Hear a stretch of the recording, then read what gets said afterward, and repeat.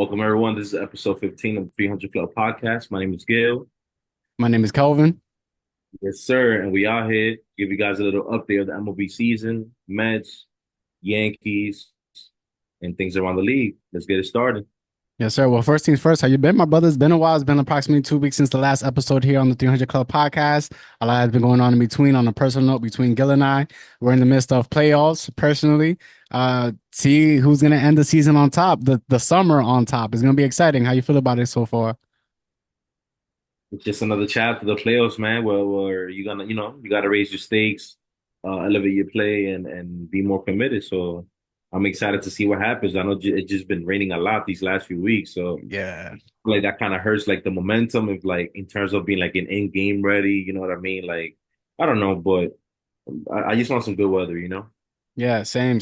And it's been hot, so I'm welcoming the rain a little bit. The only bad thing is that depending on the situation, the rain is definitely coming in between our games right now, so it's definitely postponing it. But enough on that. On the personal note, we got a lot of things that we want to go ahead and talk about here on the 300 Call podcast. And let me go ahead and share my screen really quick, and let's go ahead and dive into it. So as of late. The MLB has been dipping and dabbing in terms of different possible rule changes that they would like to implement into the season right now. I want to go ahead and share a little bit. It was announced that the MLB are considering doing 6 inning minimums for starting pitchers. How do you feel about that so far? Ah, we briefly had a conversation off mic about this, but in one side of the coin, I feel like I like it a little bit only because I'm not a fan of how this era of pitchers are becoming more used to pitching less innings. I feel like there's gonna be some records in MLB that are not gonna be like possible to touch, like innings, strikeouts, wins, because pitchers don't pitch as much anymore. And you need at least 5 innings to qualify for a start, for a win, I Yeah, mean. On the yeah. flip side of that, I'm not a fan of it because I feel like I said to my point, a lot of starters that are growing up now in the minor league system in college and MLB that are young, they were taught to chase velocity over the years, and with chasing velocity, you're using a lot of your stamina, and if you're using a lot of stamina, you likely won't last too long in the game, like there's teams that value now, like, oh, if my starter could go 4 or 5 innings, great. I could live with that, and then go with a 3, 4 man bullpen I'll set up, and I can win my games like that. And that's a strategy that a lot of teams have been using. That's why there's more emphasis on the bullpen, setup man, and closers. But I would like the game to be a little more like free flowing. Like I'd rather the changes be made like skill wise, like teaching kids again how to pitch like with pinpoint accuracy to save some reserve in the tank, like the greats like Justin Verlander back then, where he could start throwing 96, 97 in the seventh inning. This guy randomly throws you like 99, 100, but he's reserving extra in the tank whenever he needs it at the end of games. And I feel like I want to see the game go a little back towards that in terms of pitching. I'm also not a fan of the rule because I feel like it's incentivizing hitting. You Too know, much, you would say? Too much? Yeah, because now hitting is a little hard because if pitchers aren't lasting too long, there's a lot of relievers coming in the game, and I feel like it's even harder to do a scouting report if you don't got to face a pitcher 3 to 4 times in a game, and now you're facing him twice and then two relievers. That's harder, That's three different pitchers that you're seeing instead of one or maybe two pitchers in the game. So I think they're trying to guess increase offense because I guess offense is down depending how you look at it. Yeah. I don't know. I feel like it should be more like a skill reason behind the switch, not like enforcing a rule or whatnot. Yeah. No, I agree. I have I don't love it, but I don't hate it. I think that this rule is made with the intention to make the game a little bit more offensive, like just cater a little bit more to the hitter. I think 6 innings is too much because there are days where, pitchers just don't have it.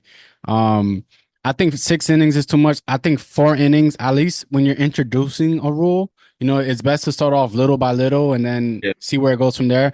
I think a 4 inning minimum would be best. And the reason why I say that is because a pitcher cannot have it for the first 2 innings, and then the three and fourth is like a grind. And um, I think that having a pitcher go 4 inning minimum is gonna make him make pitches be a little bit more finesse than overpowering. Because in today's day and age, pitchers are now They're just taught to just throw hard. The same thing as you said. They're just taught to throw as hard as you can because that's what the scouts want to see. And I understand that. But we have lost the art form of like the gradmatics of the world, like the people that can have movement and control on pitches. I feel like we've lost a sense of that. And if Yeah. you essentially are one of those pitchers, guess what? You're probably going to be in the bullpen as a reliever. So I think Yeah. that 4 innings is probably just right. I think 6 innings is way too much because it could be different things. And the last thing that we want is the rule to, I guess, give a disadvantage to the pitcher if you want to call it that. But I also want them. I also don't want them to be at risk of injury, more injury, because it's been happening a lot Yeah. too. I feel like seeing the trend of injuries in the last several years, especially with high velo, and now you Yeah, adding the factor of enforcing an innings limit, and then you have a pitch clock on top of that. I feel like you're just gonna increase even more injuries. I feel, and I feel like the pitch exactly. or I think it plays a factor into the injuries that we've seen with the arm. So I feel like adding a rule like that is like I don't think it's as productive as they feel like they see it, from MLB. I agree. I agree. Like we don't want these pitchers to get injured. Like I can literally think of a scenario where, the pitcher is a hot summer day, whatever the case is, he just doesn't have it, but he has to rely on his secondary pitches, his third pitches to Gotta get push him it through. through. Right. Yeah, And at that point, you never know what can happen. For example, what if an overpowering pitcher just doesn't have his fastball that day and he has to utilize his curveball or his slider or his changeup? But guess what? Maybe he can have a better feel for that, and essentially he might alter his game to be a little bit more finesse. Maybe for that game, or maybe as the year progresses, he's like, you know what? Like, I remember in that outing where I was struggling just to get to that 6 inning limit or that 4th inning limit, that I relied on my changeup a lot. Let me go ahead and get back to that. Maybe that would work. I yeah, do understand the perspective as to trying to establish a prestige of starting pitcher because me and you both grew up in the same era where wins and losses were valued. And I feel like as we got older, wins and losses really don't matter. It's just your ERA. And I miss seeing those 20 game winners. I miss seeing that. Like, I think Mike Mussina had one of the best retirement seasons ever on his last year where he won 20 games. I miss that. You don't see that often anymore. And I understand that with the whole win loss thing, it's not really the pitcher's fault. But if he's battling up until the 4th inning, 5th inning, 6th inning, whatever the cap is, and the team ends up getting a lead or whatever the case is, I think that establishes the win loss record as, make it more prestigious. And I understand why the MLB is doing it. 6 innings is too much. I think 4, 5 is better, but it is what it is. Going and on to other news uh, here. Oh, I'm sorry. If you want to go ahead and ask, sorry, and for you guys, if you guys have an opinion, what number you think is ideal, let us know in the comments. yeah. Please share, comment, subscribe for more content, and we'll keep this engaging. Take Yeah, over, like, Keller. yeah, just let us know exactly how you guys feel about the 6 inning rule. Do you feel like that might be a little bit too excessive? Do you think a smaller cap will be better? How do you feel about, I generally want to ask the audience is how you feel about pitchers, being throwing hard nowadays versus being a finesse pitcher. How do you guys feel about that in terms of longevity? Like, where do your projections go? So on and so forth. So some pretty solid points here. As we go ahead and move on to a different topic now, the MLB. You actually wanted to shed light on this. You actually brought it up to my eyes. Is Jeff Passan actually shared a pretty good tweet. This is something that I want to go ahead and share. Is Jeff Passan tweeted, "This is shaping up to be the weirdest baseball season in a decade. With 6 weeks left, here are a dozen of the best records in the MLB." Now, if you go ahead and look at these records, pretty the norm at this point at the end of August as to what's going to be. But one of the most interesting things he said about this tweet is that the best team in the MLB is on pace for 95 wins. The last year without a 100 team win was 2014. Take it away, Gil. How you feel about this? I feel like this is the year that it's as open as I've seen it in my lifetime. Like I've been a fan for about what 19, 20 years, and I've never seen the race this close, bro. From like the best record in the league to the playoff borderline wild card teams. Like Okay. it's not far separation. Like the Braves to the Phillies, what's that? Like maybe 5, 6 games. Yeah, Yeah. like 5, 6 games. Like that's too close. So I feel like this is the year that anybody can win, I feel. I still think it could be somewhere between the Yankees. Damn, not so much now. They've been a little shaky warrior. Yeah, no, yeah, I absolutely. still I still think if they get it right and if everything is clicking for the Yankees, they're one of the favorites. the Phillies too. You know, those are the teams that are my locks. The Dodgers, Yeah. you can't sleep with them. The Orioles, you can't sleep.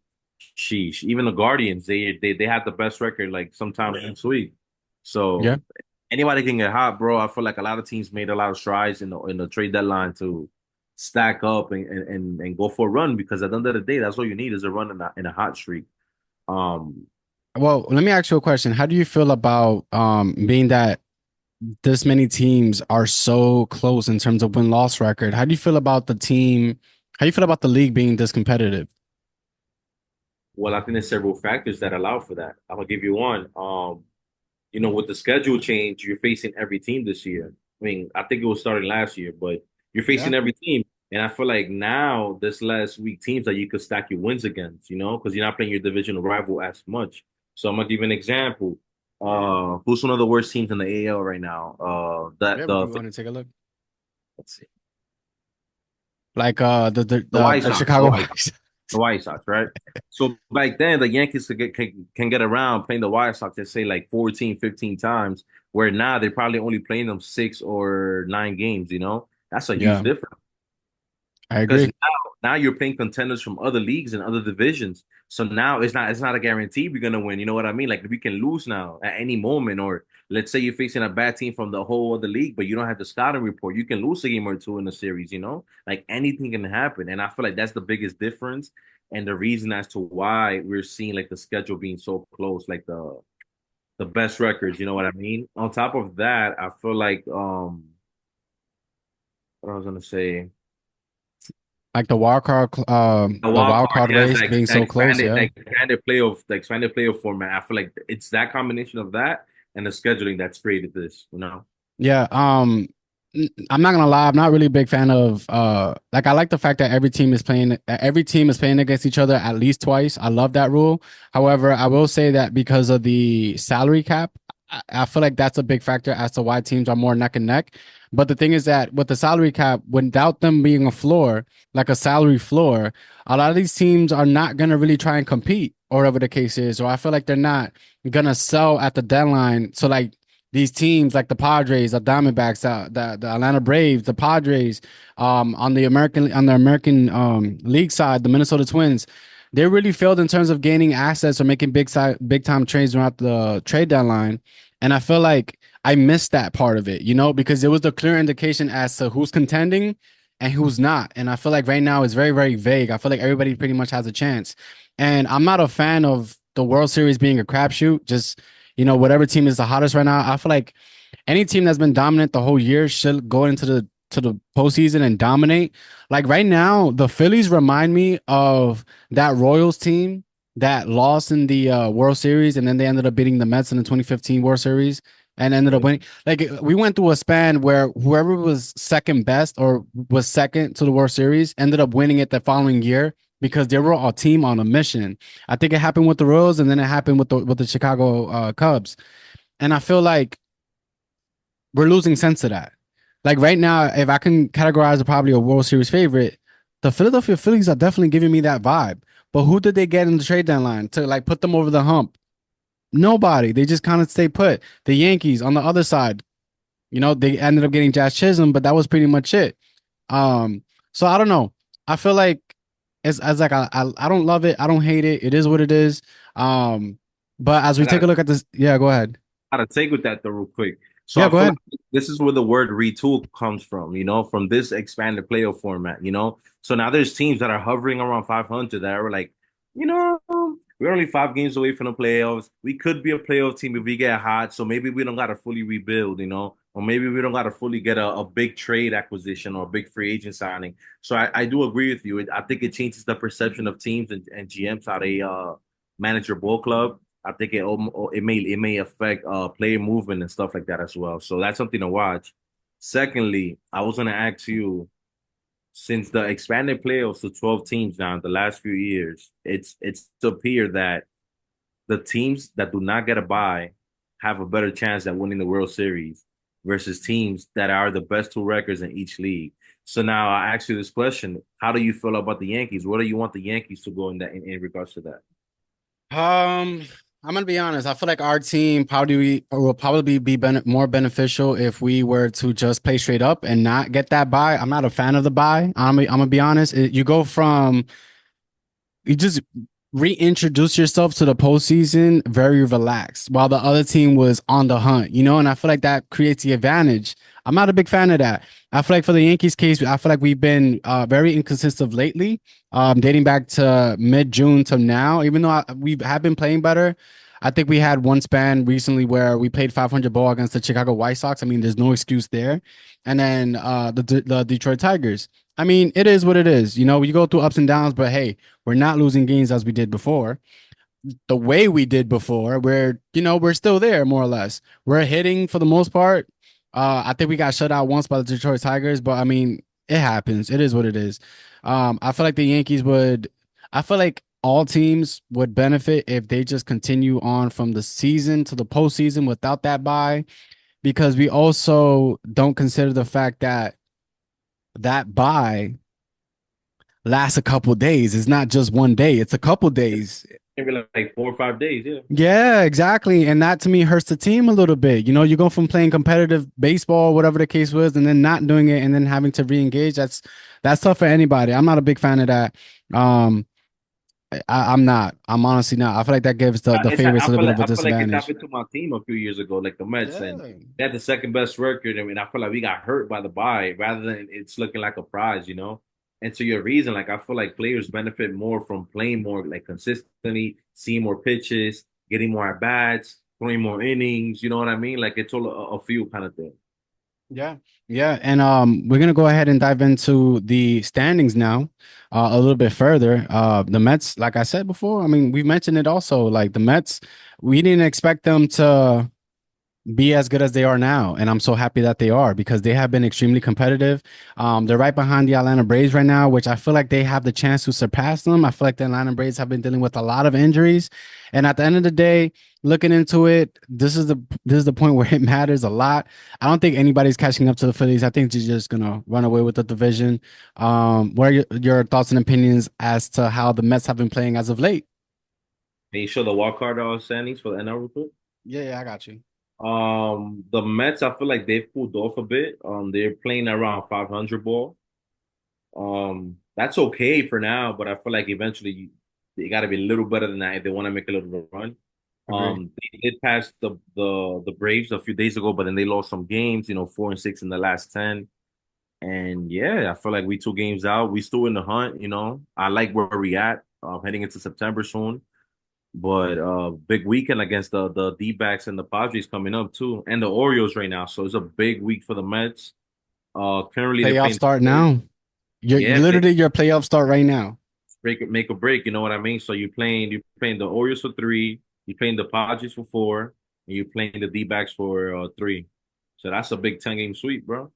Yeah, that's huge, huge I series would coming I up. would be happy with a 6-4. I'll take a 6-4 I'll take realistically. it. Yeah, I agree. I mean, those are tough competitions, so those games do matter. I mean, look, you guys are literally 2 games behind for the wild card. So Yeah, I would take that. I would take that. It's and gonna they're be a above huge us too. series. The Padres and the D-backs are above us, so that matters too.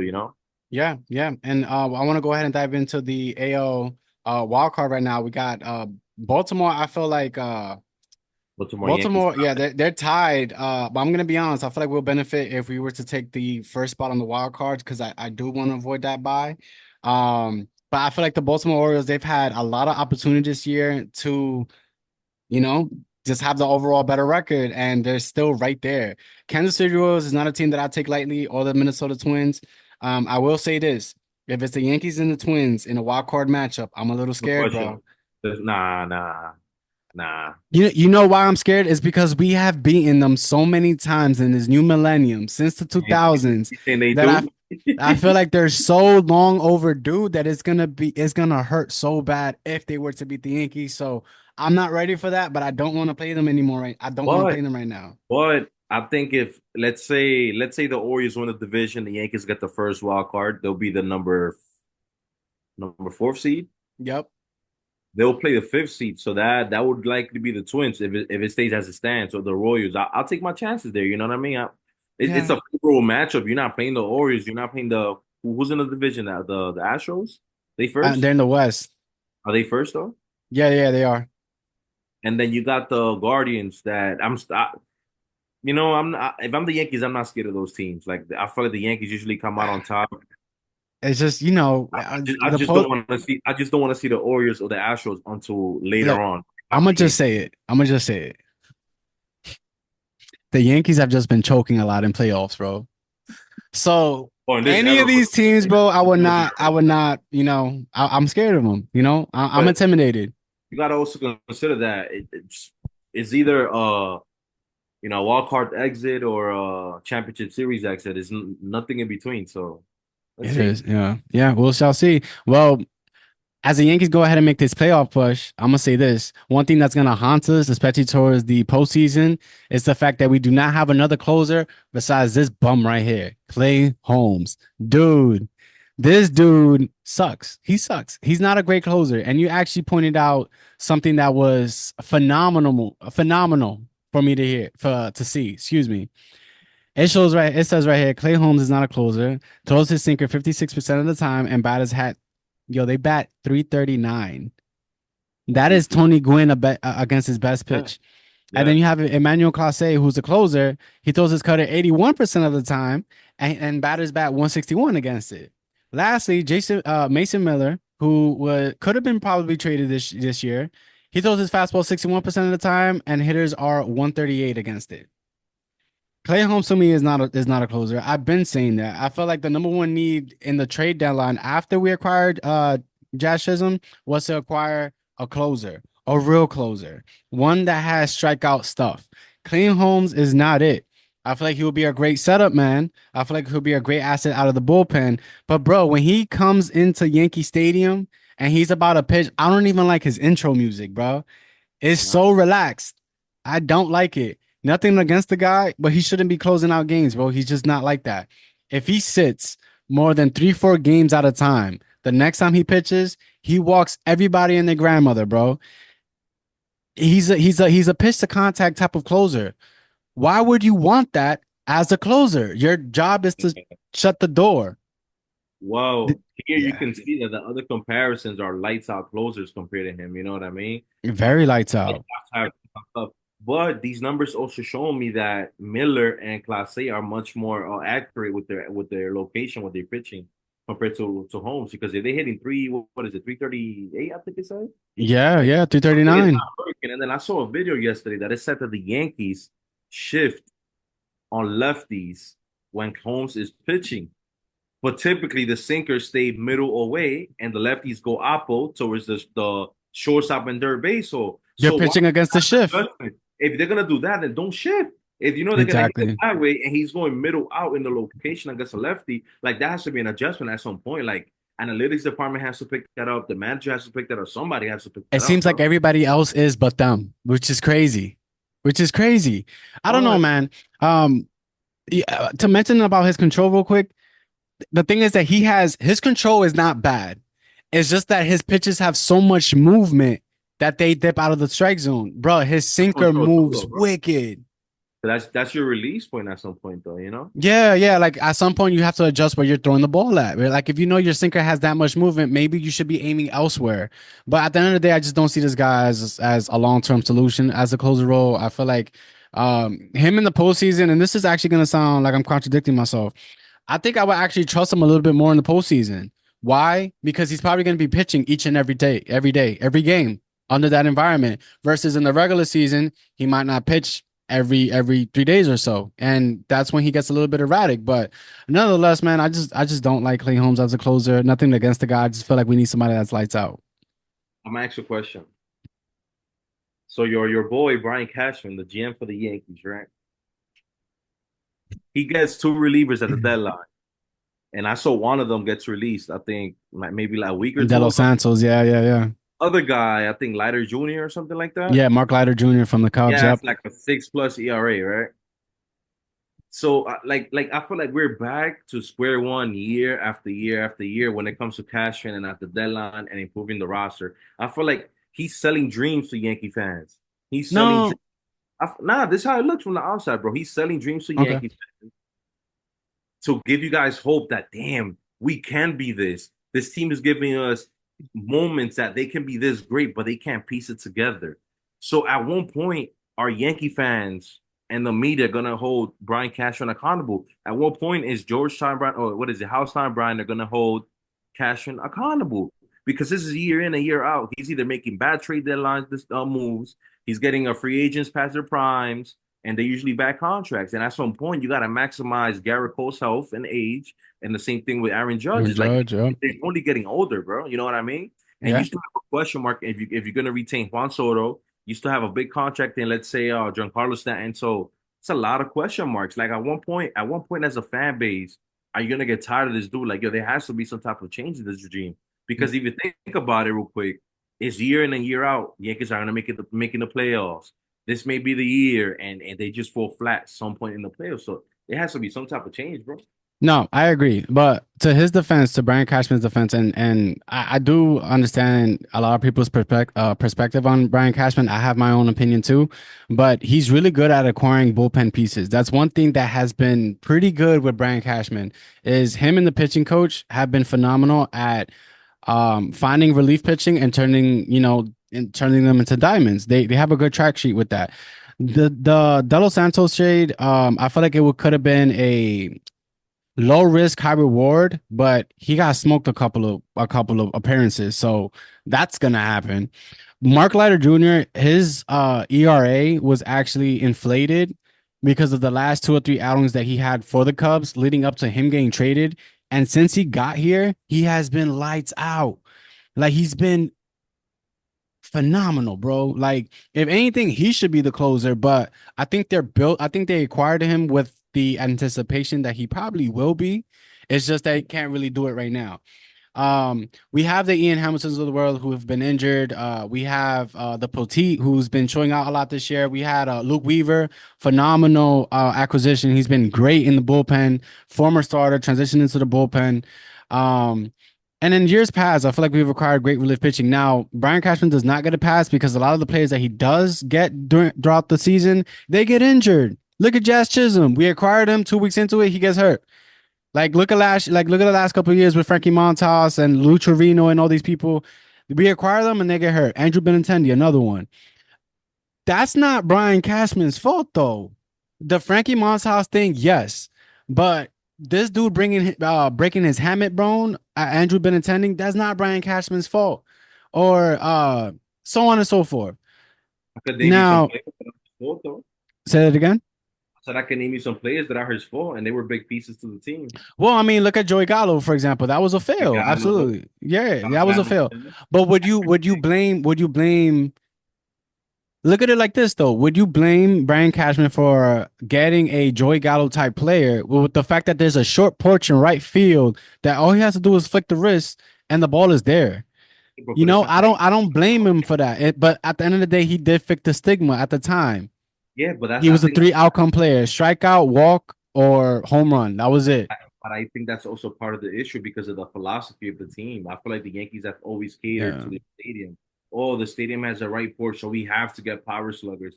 Like it doesn't necessarily work like that. You know, like Yeah. this team that play different type of ball. You know what I mean? Well, I mean, I do feel like I feel like this year particularly, they really tried to acquire a different breed of players, and I think that started when we got Alex Verdugo. Just him. Just look at the aesthetic. Alex Verdugo. He wears grills. He wears chains. He wears his hat backwards. He has tattoos. He was a Boston Red Sox. We acquired him, and he's been meshing well with the players. Jazz Chisholm. But by the way, both these guys are below 30. How often do the Yankees actually acquire players that are below 30? Never really happen. We always acquire slow, power slugging players or whatever the case is. Jazz Chisholm isn't like that. Now, he is injury prone. We all know that, but we knew that when he was in the Marlins. So I do feel like this year, Cashman has made the moves. Uh, it's just that, man, when it comes down to like certain pieces, bro, like they do get injured out of nowhere, like freak injuries and stuff like that. But I mean, Brian Cashman to me, like if I'm not mistaken, I think he's on 2 more years after this, and I think that'll be it. To be honest, I do think that they've been changing the philosophy a little bit. I mean, our record represents that compared to last year. There has been a change of philosophy. It's just not have. It just hasn't really been consistent. Yes, It but just hasn't like been. I feel like that change of philosophy is due to like a player like Juan Soto, not because of cash. If there's no Juan Soto, I would side on the fence that I don't think the Yankees got a Verdugo or a Jazz Chisholm, and I feel Yeah. like it's a domino effect. You know what I mean? They trying Yeah. to retool the roster, improve the roster to go on a run right now. So it depends, bro. Yeah. All I'm No, saying I is, mean, all I'm saying is, at some point, and I'm speaking like this, not necessarily to say that the Yankees suck, because Yankees almost never suck. I'm speaking to them at the expectations that Yankee fans have right. amongst themselves, because you can only compare the Yankees to themselves at this point. You know what I mean? With Like, with the keys he's been given, and I'm talking about Brian Cashman, with the keys that he has been given for the 30 years that he's been a GM for the Yankees, we should have won more championships. And again, that's the expectation. You're given the keys to drive this vehicle, and the fact that we've won one championship in the last 15 years, that's crazy to me. You know, running on like I nostalgia understand at it. this. His career is based on nostalgia at this point, bro. Exactly. Like Or in the to be average, honest, he in the didn't even develop the core. It wasn't even him. It was somebody else. And then he took over as GM. That's true. I did see that documentary. That's very true. Yeah. Um, But on the bright side, one move that he did make that was actually really positive was drafting Aaron Judge because he became recently the fastest player according to amount of games played to achieve this milestone right here. As we want to go ahead and share this clip against the White Sox. I'll take it though. the pitch. Oh Uh, wow. Oh, there you go. Oh man, I gotta pay that back. Hold up. Oh, uh, it's part of the video. There you okay, go. okay, Fuck it, I'll okay. take it. Yo, a frozen rope, bro. I was typing inside too. I was impressed. I'm like, Yeah. damn. So let me ask you a question from a hitter's perspective here, and this is something that I want to share.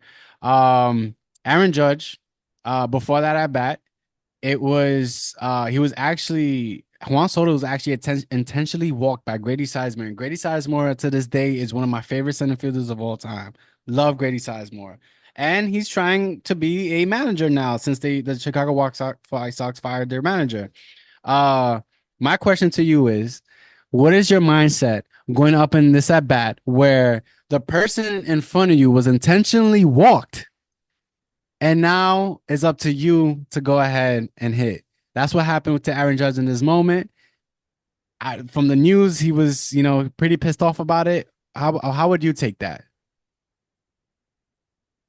They think I'm an easier out, and Right. it's not to lock in. And if I'm not mistaken, I think he hit the home run at a 3-0 count too. Yeah. Yeah. It was And that was a 3-0. pitch. That was a pitch inside, so it's like he really wanted to do it. You know what I mean? Yeah. He was Nice upset. kickback, as they say. Um, some people, question like, why do you walk Soto in front of Judge? It's tough, bro. For once, this is a new manager that has never managed before. He probably got less than 2 weeks coaching right now. Less than a week at the time of that the home run. The Less White than a Sox, week. they're arguably one of the worst teams of all time, pace Yeah. wise. So it's like they're gambling a lot. They're taking the chance to see what works. I get the logic a little bit though. Like if I had a pitch to Soto or Judge, who's easier to strike out? I think Judge is the easier strikeout than Soto. I get Uh, that. I get that.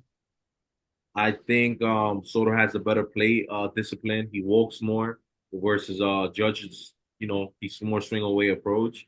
Not saying that Judge is the easy out by any means, but he's an easier out of the two in regards to strikeouts and if you had that right pitcher in the moment. So I get it, but Yeah. that's tough. But hey, the fewest amount of career games played to reach 200 home runs. Then how about that accomplishment? Look at the names on the list. On this list, Ralph Kiner, shout out to MLB The Show. That's how I know him. Ryan Howard, Juan Gonzalez, and Alex Rodriguez. Some Hall of Famers on that list. Um, he's a little bit past 30. It's not like he has a lot of time left, but he's still under contract for the next, I believe, 7 years. So he has 7 years. Um, I don't think 700 is possible. Maybe, who knows? But I think 600 is definitely possible. As we go ahead, and I don't want to take this for granted, man. I mean, what we're watching here out of Aaron Judge, what he does on a day in and day out basis, but it's the fact that he plays for New York and we get to watch it day in and day out. We do take him for granted, but this dude, he has become one of the best all around hitters in the MLB, all across the board. What are some thoughts and opinions you want to share on this? Well, I do agree. I don't see 700 on him. I don't see him breaking the record due to, I believe he came up a little old on the older side. He's already on the flip side of 30. I do see him 500 for sure, 600 possibly if he's healthy and keeps up a certain pace. I don't think he should be remembered as where he places the all-time list. I think he should be remembered his peak years and compare those peak years to other like great power hitters. I feel like this dude is arguably a top five power hitter of all time, possibly top three, possibly the greatest power. Nah. Second greatest power hitter of all To time. You who? know, it's only Second to Bonds. who? Only Bonds Okay. out argument. You know, And um, even that's debatable. but numbers don't lie. So that's I'm only saying that based on Well, based. yeah, but with The, the allegations and yeah, everything, that I'm yeah, gonna say that's the argument. That is that the is the argument. argument. Yeah. But nonetheless, this dude, he's phenomenal. And the fact that I hear people say, "Oh, like let's say I see a post and I'd be like, oh, if there's one hitter you want at the game at the end of the game at the line, who do you want it to be at the plate?" And some people really don't say Aaron Judge. Like I don't get it. Like some people take his hitting for granted. They only think that he hits homers. Nah, this dude is hitting what like 333 this year, bro. Like that's impressive as hell, bro. And he's hitting homers and he's driving in runs. Like this dude is a he's an all around player, bro. Like I appreciate him, bro. And And on everything is top an extra base hit with him too. literally, bro, and I love extra bases. That's Yeah, OPS. yeah. I know you do. I know you do. Um, I saw a post that was controversial, maybe like last month, but I forgot to bring it up. And it was a comparison between Aaron Judge and Tony Gwynn, and someone's like, "Oh, who's the better hitter out of the two?" I cannot believe how many comments I saw Tony Gwynn. Like a lot of people will say Tony Gwynn is the better hitter. I'm taking Judge all day, bro. Me too. That Bro, OPS and the extra base hits, bro. I'll take this over singles any day of the week, bro. right, that's what I'm saying. Like at Tony Gwynn is probably gonna get a lot of singles, and then it's up to the rest of the team to make it count. But Aaron Judge can make the runs by himself. That's the biggest difference. But I mean, As shout out to Aaron Judge, bro. I mean, he's 6'7" and his strike zone is bigger than most people, and he's hitting for average, extra base hits. Like you don't dare throwing at this guy, bro. And it's phenomenal to see. And like I said, Yankee fan or not, I would love to know how many Yankee fans were in that post. Probably a lot of people that aren't Yankee fans or just pretty much hate the Yankees. I get it. But I mean, we cannot take Aaron Judge for granted. Even if he was on another team, bro, I would have been like, dude, like what he's doing is phenomenal. As a right-handed hitter myself, like just the way that how simplified he's kept his approach from the beginning from when he first started to now, the adjustments have been outstanding. And I'm just really glad that he's in the MLB. He's healthy. I mean, as we see, like, Mike Trout of the world getting injured and not playing. I'm glad that he's playing every day because there was a stigma where we questioned Judge's health as well. And he's turned it around, man. And I'm so happy. I'm so happy that fuck the fact that he's on the Yankees. It's the fact Yeah. that He's a beast. He's he's a a beast and marketable he's player, playing and bro. he's doing it naturally to our knowledge. It's been finesse at the beginning of his career. He probably wasn't the most polished hitter, but seeing him, because he plays for the Yankees, seeing him progress year by year has been something it's so humbling to see, bro. It's so And humbling to homegrown see. too. You gotta appreciate that homegrown talent, superstar. Yeah. Yeah, and that's Um, and that's not a common thing for the Yankees. You're absolutely right on that. Absolutely right before on that. before we move on, Judge, I'm gonna ask you a question real quick. Where do you see Judge in regards to the MLB right now? Do you see him as the league's best player, or do you think it's still Otani then Judge? How do you view it? I mean, I'm gonna be honest, bro. Otani does both sides of the ball, bro. Like it's different when you're literally controlling the game on both sides. Yeah, And I'm not talking about offensive defense. I'm talking about like he strikes niggas out, he strikes dudes out, he and he prevents hits runs and he adds bombs, runs, right? bro. Yeah, So like we don't see Otani play as much because that's all the way on the West Coast. And it's just the fact that we've never seen anybody like Otani.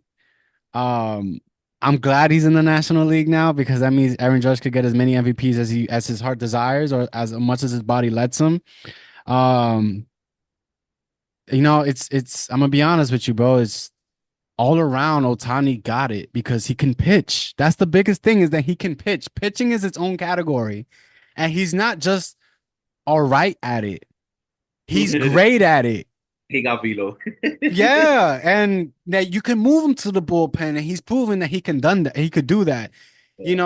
Longevity wise, he's proven to be a little bit more healthy now. I mean, right now, this season, 2024, Aaron Judge is the better player. But why? Because Otani's not pitching.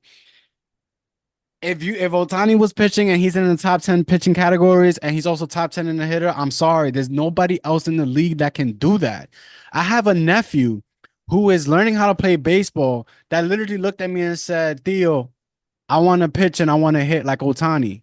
Nice. Like that's crazy to me, you know? Like the fact that you're controlling the games on both sides. You're throwing up a donut when you're pitching, and you're the reason why why your team is scoring. That to me is crazy. Yeah, that's crazy. That is LeBron S. That's doing it on both sides of the floor. And like we don't see that in baseball, bro. And this one man doing it. And I just listen, bro. At the end of the day, I just want them to be healthy. Number one, Yeah, I want all great athletes across the MLB, the Mike Trouts, the Otanis, the Judges, the Lindors. We could definitely put him in that category. Top two, if not the best shortstop in the league right now, is Francisco Lindor. And I just want them to be healthy, bro. In order for them to grow the game, I want them to be healthy. And another way that they're growing the game is by being involved in the Little League World Series, man. It's been a fun season, a fun series. The Yankees were a part of it, playing against the Detroit Tigers. We lost via walk off. I don't know what is it with all these special games where the Yankees always get walked off, but hey, I'll take it. I don't know if you saw the broadcast on ESPN yesterday, but it was phenomenal seeing all the players talk to the kids on the stands. Dude, that is something I wish I could be a part of as a player, as an athlete, as a kid, as a parent, I don't even care, bro. yeah, Literally brought tears to my eyes seeing that. yeah. And I love it, dude. What are some thoughts and opinions you want to share about the Little League World Series and the MLB participating in these sorts of things? I think it's dope. I think it's dope connecting kids to these athletes that they probably want to be like, or you're gonna get the possible next superstar coming out of the kids, Little League World Series. Um, I like it. Again, it goes back to the talking points that we had a few episodes back. I just don't like that it's a one game thing. Like I wish it was at Yeah, least 3 games. Like let the kids really like be with you guys. You know what I mean? Um, yeah, things like that. Like it's showcasing more. These kids, they only get to see you once, and maybe if you're there for 3 days, the other teams can see you too. The other teams within that tournament, and you make a bigger difference to these kids around the world. So that's my I take on it. agree. No, I agree. I feel like we mentioned it in a previous episode where we wish that these sorts of events could last longer in terms of just bringing more publicity to the game. Not only is it good for the kids to be around these athletes, but in just an overall terms of publicity, like one game isn't enough. One game is not. For example, I think it was 0-0 Tariq Schoolball pitching against the Yankees. I mean, do I blame the Yankees for not having any runs for the possible AL Cy Young Award winner? I don't, but it misses the opportunities to make the games a little bit more exciting. What if the next game where we have Garrett Cole pitching or whoever's throwing for the Detroit Tigers and ends up being a 6 ball game? Throw a little bit of excitement in there. I think they're not doing it more than one day because I feel like the teams who are supposed to host these teams, like for example, the Detroit Tigers are trash this year, and they have the Yankees in town. Their revenue automatically is going to go up because the Yankees are in town. But now, if you move that game over to Williamsport, the Detroit Tigers are going to be losing out on income because they were expecting on that income from the Yankees visiting. So I get that's the reason why. I mean, we don't know the technicalities of it or whatever the case is, but let me go ahead and share my screen once more. Yeah, But but it was like, also, I feel like if that's the case, like on these special occasions, I feel like for all right, perfect example. Like next year is the Mets and the Mariners, right?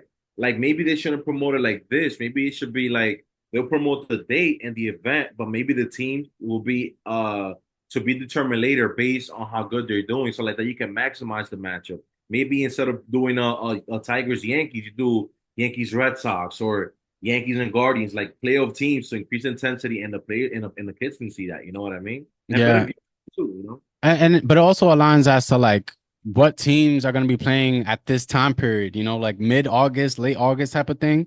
That's But I mean, it's up to the schedule makers. I'm not the one that makes the schedules here, but I do think this matchup is pretty good.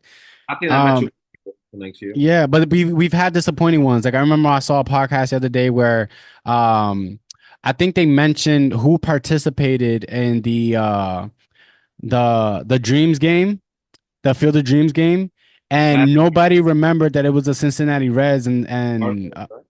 Yeah, and the Cardinals, nobody could remember that. And those were teams where at the time they probably weren't as good as they thought they were. So it was like, No. why publicize that? You know, it doesn't really matter. Let me ask you a different question. Different question here. As I'll go ahead and look up a video really quick. Um, Throughout this weekend, MLB Players Weekend, they are allowed to have custom bats, custom cleats, custom hats, or whatever the case is. And I was a big fan of them. There was a dude that had like a crayon, a yellow crayon. There was another one that had a Pablo Sanchez. If you guys are familiar with backyard baseball from back in the day, Go. I thought that was pretty cool. What are some thoughts and opinions on these bats? I'm gonna go ahead and share my screen in a second, but I want to hear your opinion. I just feel like MLB half-assed it, and I feel like the players itself they carried. I love the idea of having these custom bats, custom cleats, gloves, gear. That's amazing. That's like a combination of being a kid and being a grown up, like all in one world. I love that. My disappointment is the jerseys. Why is Like I feel like that? it should be special jerseys for this occasion for the three games, like they did a few years ago. You know what I mean? I Like I feel agree. like the event the MLB has, they should maximize it with having their own like jerseys. Like for example, like how basketball used to have Christmas jerseys. Remember? They don't have them now, but they used to. Remember?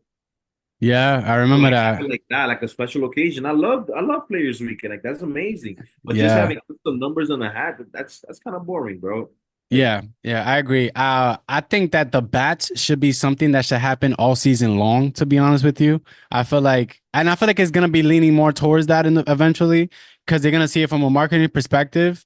Like you could put anything like that on a bat, bro. That's amazing. I love the Um, pencil thing, bro. Yeah, the pencil theme was also fire too. We're gonna get into that. That was like one of the first ones that I thought was gonna show up, but it didn't. But all of these custom bats, having like look at the Pablo Sanchez one. I love that one. Amazing. Um, it's just I feel like that should be something that should happen quite often, like all throughout the year. Yeah. For the Players Weekend, I feel like they should do the custom jerseys again. I think that was pretty cool. They did like little league type jerseys. I think that was pretty cool. Or maybe select teams depending on where they're at in the standings in the Little League World Series, wear their uniform. Or just make it something. Look at the pencil theme bat right there. That's pretty awesome, bro. I'm Yeah, not that's, gonna that's lie. amazing, bro. That's pretty cool. A lot of these end up look at the pink crayon. A lot of these are pretty cool, bro. I'm not gonna lie. Um, I just wish it was something that they did normally, and I feel like it attracts a lot of viewers to the game. A lot of the old heads are probably not gonna like it, but so what? Who cares, bro? Like it's a bat at the end of the day. Yeah. Um, You show Anything more else you want to? personality too, I like that. Yeah, like they already started being lenient in terms of like the cleats. Um, the hat, I get it, but it is what it is. I think that's pretty much all that I wanted to talk about in terms of the Little League World Series. Anything else Uh, that you wanted to share on your side? yeah, touch up on the war for Lindor real quick. Oh yeah. Let me go ahead and share that real quick. My bad, y'all. My bad. We keep going in and out. So I wanna show, some Lindor haters out here. Yeah. My guy Well, Lindor, he got hot, man. He got hot. Look at this. He's the number one war leader in the National League, bro. And he's, I believe, fifth up amongst the whole MLB before behind four American League players. So hey, man, like I feel like that's deserving of some MVP votes, even if he doesn't get it. You know what I mean? no, I mean, honestly speaking, just considering how myself and probably others were doubting him at the beginning of the year, we were really raising the question whether or not he was really worth that contract. Um, and it just came to my opinion that I just think that he just starts off slow. The same thing as Aaron Judge. This is New York is not an easy place to play, especially when you're struggling. I feel like he definitely has shown that he's definitely been worth it. I mean, even the stolen base numbers to me has been a huge jump. I don't feel like he was stealing that many bases back then, but in terms of a leadership position, vibes as well, in terms of marketing of the game, and now his skills to put behind it, Francisco Lindor is arguably one of my favorite players in the MLB. Regardless if he's a Met, I don't really care. He bats both sides and he plays a pretty dominant position at shortstop. Can Anthony Volpe do that? No. Nah, So nah, it's well deserved praise for Francisco Lindor, man. I feel like he had a huge month of July. yeah. Um, I'm just glad that it worked out for him. I want to go ahead and take a look at this list. Ketel Marte is somebody who has not gotten the love, man. He's been a beast for the Arizona Diamondbacks. Talk about MVP candidate. Ketel Marte could definitely be up there as well. He has 30 home runs and he's a second baseman. Like what? Matt Chapman too. I mean, pretty good season so far, especially on the defensive end. But he's definitely been having a pretty good season. It's not easy to hit in San Francisco, from No. what we heard. Jerson Profar, bro, dude came out of nowhere. I mean, I think he got disrespected like within the first month of the season, and ever since then, he's been a stud. Willie Adames to me has been a very underrated shortstop for years now, because he plays for the Milwaukee Brewers. But he's definitely in that conversation. It's just that shortstop in general and across the MLB is extremely difficult. Yo, and to chip on Lindor real quick, yeah, this list is pretty impressive.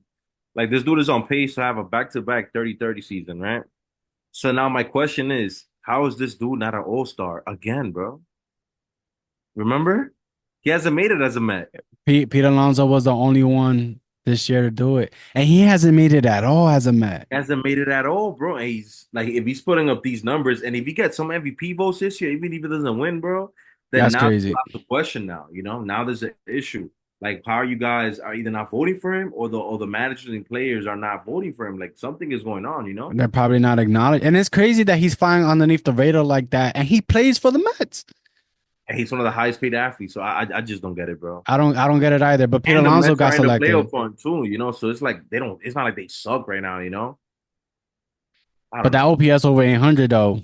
Yeah, I like it. I like it. And Yeah. batting average now is up to 264. That was at the floor. It was like a 220, bro, 210, bro, early in the year. Yeah, I don't I'm looking at this list. The WRC plus for Marcelo Zuna is crazy, bro. know. That dude is a hitter. Defensive war sucks, but offensively, that dude could really be a DH. I hope he turns out to be like a boomstick type of player, like a Nelson Cruz type player in the future. Or like I could, 821. yeah, like why not? I feel like he could definitely progress in that aspect. But you know, shout out to Nelson Cruz. Well, guys, this is our fun episode number 15. We have a lot of takes, man. Tune in, subscribe, share, comment, send us to your friends, your family, whoever. You like baseball, tap in. We'll be back. You know. Um, Thank you guys. Yeah. Any words, Calvin? Now, just go ahead and like, subscribe, and follow us on all of our platforms at the 300 Club Podcast, Encoded Media. We also have another Encoded Podcast episode coming to you live in the near future. It's with myself and Gilbert, where we talk about general baseball discussions, our upbringing a little bit. We have a lot of topics there that hopefully you guys can relate to. Go ahead and sign us out, Gil. Yo, guys, take it easy, man. We'll tune in back to the playoff race next episode, and hopefully my Mets is winning. They're playing the Orioles right now. We out of here.